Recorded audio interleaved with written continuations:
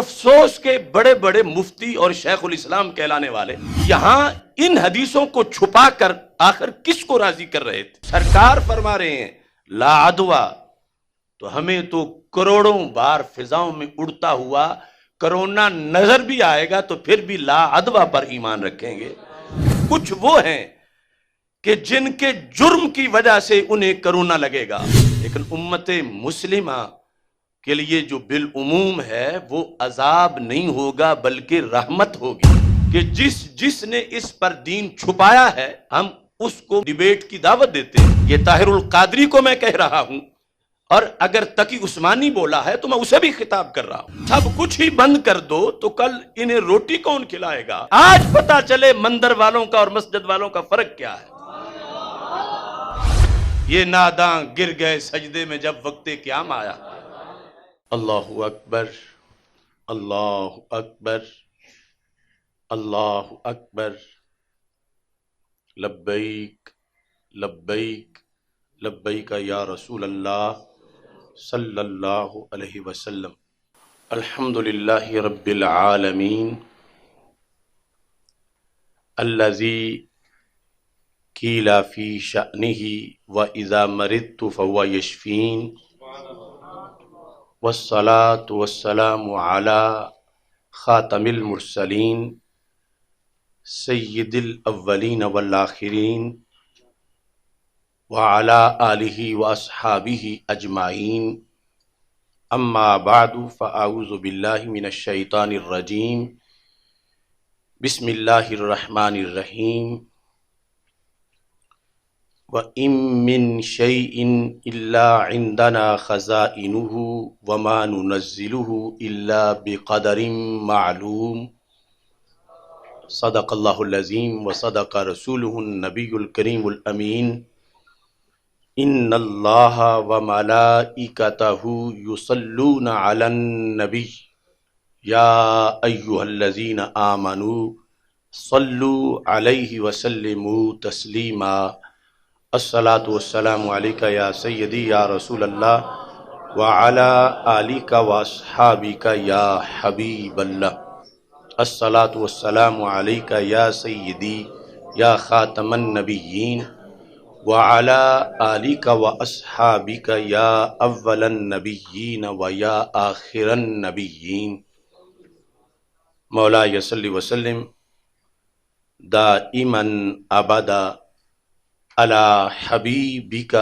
خیر الخلق کلہم، منزہ عن شریک فی محاسنہ فجوہر الحسن فیہ غیر منقاسم۔ محمد تاج رسل اللہ قاطبۃ، محمد صادق الاقوال والکلم، محمد ذکرہ روح لانفسنا، محمد شکرہ فرد علی الامم۔ رب صل وسلم دائما ابدا علی حبیبک خیر الخلق کلہم۔ اے خاصہ خاصان رسل، وقت دعا ہے، امت پہ تیری آ کے عجب وقت پڑا ہے۔ وہ دین جو بڑی شان سے نکلا تھا وطن سے، پردیس میں آ جا کے غریب الغربا ہے۔ وہ دین ہوئی بزم جہاں جس سے چراغاں، اب اس کی مجالس میں نہ بتی ہے نہ دیا ہے۔ اللہ تبارک و تعالی جل جلالہ وعم نوالہ واتم برہانہ وعظم شانہ وجل ذکرہ وعز اسمہ کی حمد و ثناء، اور حضور سرور کائنات، مفخر موجودات، زینت بزم کائنات، دستگیر جہاں، غم گسار زماں، سید سروراں، حامی بے کساں،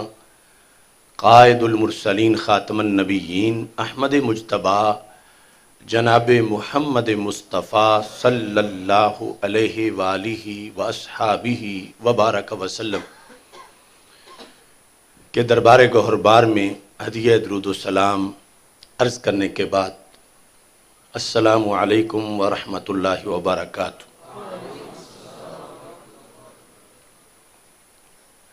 رب ذوالجلال کے فضل اور توفیق سے تحریک لبیک یا رسول اللہ صلی اللہ علیہ وسلم اور تحریک صراط مستقیم کے زیر اہتمام مرکز صراط مستقیم میں اینٹی کرونا سیمینار میں ہم سب کو شرکت کی سعادت حاصل ہو رہی ہے۔ میری دعا ہے خالق کائنات جل جلالہ کرونا کی آفت سے، کرونا کی وبا سے تمام امت مسلمہ کو محفوظ فرمائے، ساری کائنات کے لوگوں کا بھلا فرمائے، اور رب ذوالجلال جو لوگ مبتلا ہو چکے ہیں ان کو شفا عطا فرمائے، اور جو اس سے بچے ہوئے ہیں اللہ انہیں ہمیشہ اپنی طرف سے عافیت اور سلامتی عطا فرمائے۔ آفت کے آنے پر سب سے اہم کام اللہ کی طرف رجوع کرنا ہے اور رسول پاک صلی اللہ علیہ وسلم کی تعلیمات سے ہدایت حاصل کرنا ہے، چونکہ خالق کائنات جل جلالہ کے امر کن کے سوا کچھ بھی نہیں ہو سکتا، اور اس نے ہمیں جو قرآن عطا کیا ہے وہ قیامت تک کے مسائل کا حل ہے، اور سید عالم نور مجسم شفیع معظم صلی اللہ علیہ وسلم چونکہ تاجدار ختم نبوت صلی اللہ علیہ وسلم ہیں، تو آپ نے ہمیں کائنات کے تمام مسائل جو بھی قیامت تک پیش آنے تھے ان پر آگاہ فرمایا ہے، مشکل کا حل بتایا ہے، فتنوں سے نجات کا طریقہ دیا ہے، بیماریوں سے محفوظ رہنے کا ہمیں نظام عطا فرمایا ہے۔ بحیثیت مسلم ہمارے پاس اس وقت کائنات میں سب سے اہم طریقہ موجود ہے جس سے اس بہت بڑی آفت سے محفوظ رہا جا سکتا ہے اور اس سے نجات پائی جا سکتی ہے۔ قرآن مجید برہان رشید میں رب ذوالجلال کا فرمان ہے وَإِن مِّن شَيْءٍ إِلَّا عِندَنَا خَزَائِنُهُ، کوئی چیز ایسی نہیں جس کے ہمارے پاس خزانے نہ ہوں، یعنی ہر شے کے خزانے خواہ وہ کسی طرح کی بھی ہے، اس میں صحت بھی ہے، اس میں مرض بھی ہے، اس میں خوشی بھی ہے، اس میں غم بھی ہے، پر سب چیزوں کے خزانے ہمارے پاس ہیں۔ وَمَا نُنَزِّلُهُ إِلَّا بِقَدَرٍ مَعْلُوم، اور ہم ان خزانوں میں سے نہیں اتارتے مگر ایک معلوم انداز سے۔ تو رب ذوالجلال کے ہاں بیماریوں کو بھیجنے کے لحاظ سے اور بیماریوں کو اٹھانے کے لحاظ سے کائنات کا نظام ہے، اور قرآن کہتا وَإِذَا مَرِضْتُ فَهُوَ يَشْفِينِ، بندہ یہ اعتقاد رکھتا ہے کہ جب میں بیمار ہو جاؤں تو وہی مجھے شفا دینے والا ہے۔ نبی اکرم نور مجسم شفیع معظم صلی اللہ علیہ وسلم کے جہاں دیگر ان گنت اوصاف و کمالات ہیں، وہاں آپ کے مقدس اسما میں سے مشکلیں ٹالنے والی ذات، آفات و مصائب سے نجات دینے والی ذات، یہ آپ کے طے شدہ القاب ہیں، اور آپ نے فرمایا ہے کہ قیامت تک اگر کوئی شخص مسجد سے ایک تنکا بھی اٹھا کے باہر پھینکے گا، حدیث صحیح بخاری کے مطابق، تو وہ بھی میری نگاہ سے غائب نہیں ہوگا حیاتی خیرلکم و وفاتی خیرلکم، یہ موجم اوسط میں جو الفاظ ہیں اس میں یہ ہے کہ ما رأیت من خیر حمدت اللہ، قیامت تک تمہارا ہر کام میرے سامنے ہوگا، جب تم اچھا کام کرو گے تو میں اللہ کی تعریف کروں گا، وما رأیت من شر استغفر لکم، اگر تمہارا کوئی نازیبا کام میں نے دیکھا تو تمہارے لیے اللہ تعالی سے استغفار کروں گا۔ تو ہم مسلمان اللہ اور اللہ کے رسول صلی اللہ علیہ وسلم کی مرضی کے تابع ہیں، اور حیات اور موت کے تمام تر معاملات میں، صحت اور مرض کے تمام تر احکام میں، دنیا اور آخرت کے تمام تر نظریات میں ہم اپنی عقل کے تابع نہیں بلکہ شریعت کے حکم کے تابع ہیں۔ لمحہ موجود میں ہم یہ جو اینٹی کرونا پروگرام کر رہے ہیں، اس کا مقصد شرعی رہنمائی ہے، اور کرونا کی آفت اور اس کے وبا کے لحاظ سے جو پوری دنیا کے اندر ایک ہلچل مچی ہوئی ہے اور بہت زیادہ خوف و ہراس پایا جا رہا ہے، ایسے عالم میں جو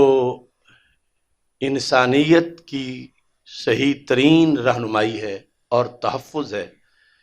یقیناً اس کا پیغام قرآن مجید، برہان رشید اور سنت مصطفیٰ صلی اللہ علیہ وسلم میں ہی موجود ہے۔ اسلام احتیاط کا حکم دیتا ہے، پرہیز کرنا بیماری سے، اور جو دوائی کا استعمال ہے، یہ ساری چیزیں اسلام میں موجود ہیں۔ پرہیز کے لحاظ سے، احتیاطی تدابیر کے لحاظ سے کسی کو روکنا یہ ہمارا مقصد نہیں۔ احتیاطی تدابیر اور پرہیز یہ خود شریعت مصطفیٰ صلی اللہ علیہ وسلم کا ایک حصہ ہے، لیکن ان احتیاطی تدابیر کا ایک دائرہ کار ہے جہاں تک شریعت ہمیں اجازت دیتی ہے، اور اگر کہیں ایسی احتیاطی تدابیر ہوں کہ جن کا بالآخر نقصان فائدے سے زیادہ ہو، تو پھر شریعت ان احتیاطی تدابیر کو جائز قرار نہیں دیتی۔ یہ ایسی احتیاطی تدابیر جس سے اسلام کا جو تشخص ہے اور اسلامی تعلیمات کے لحاظ سے جس بیس پر اسلام کی نشو و نما ہے اس میں خلل آتا ہو، تو پھر احتیاطی تدابیر کا دائرہ محدود کیا جاتا ہے۔ یقیناً دوائی لینا، پرہیز کرنا یہ تقدیر کے منافی نہیں، مگر یہ رستہ ایسا ہے کہ جہاں رسول پاک صلی اللہ علیہ وسلم کی دی ہوئی تعلیمات کے مطابق بہت سے ایسے مراحل ہیں جہاں سے تقدیر کی خلاف ورزی ہو جاتی ہے، اور پھر وہ مسئلہ تقدیر ایمان کا وہ شعبہ ہے کہ مسلم شریف میں ہے، حضرت عبداللہ بن عمر رضی اللہ تعالی عنہ نے قدریہ کے بارے میں کہا، ابھی صحابی زندہ تھے تو قدریہ فرقہ پیدا ہو گیا بصرہ میں، فرمایا کہ یہ جو تقدیر کے منکر لوگ ہیں بصرہ میں جو پیدا ہوئے، کلمہ گو تھے، قرآن و سنت کا درس دیتے تھے، فرمایا لو ان لأحدہم مثل مل الارض الذهب ما قبل اللہ حتى یؤمن بالقدر، کہ اگر قیامت کے دن یہ ساری زمین سونے کی بھری ہوئی بطور فرض اللہ کو پیش کرے، صرف ایک بندہ اپنی غلطی کا کفارہ کہ رب جو میں نے تقدیر کے مسئلے میں غلطی کی تھی وہ مجھے بخش دے اور یہ سارا سونا قبول کر لے، یہ میں فدیہ دے رہا ہوں، تو فرمایا ما قابل اللہ، اللہ قبول نہیں کرے گا، حالانکہ یہ تو کسی کے بس میں ہی نہیں کہ وہ ساری زمین سونے سے بھر سکے، لیکن اگر بطور فرض بھر بھی لے تو اللہ فرمائے گا کہ یہ تو بہت تھوڑا ریٹ لگا رہا ہے اپنے تقدیر پر ایمان کا، تقدیر پر ایمان کی اتنی قیمت نہیں ہے، لہٰذا آج تجھے جہنم جانا پڑے گا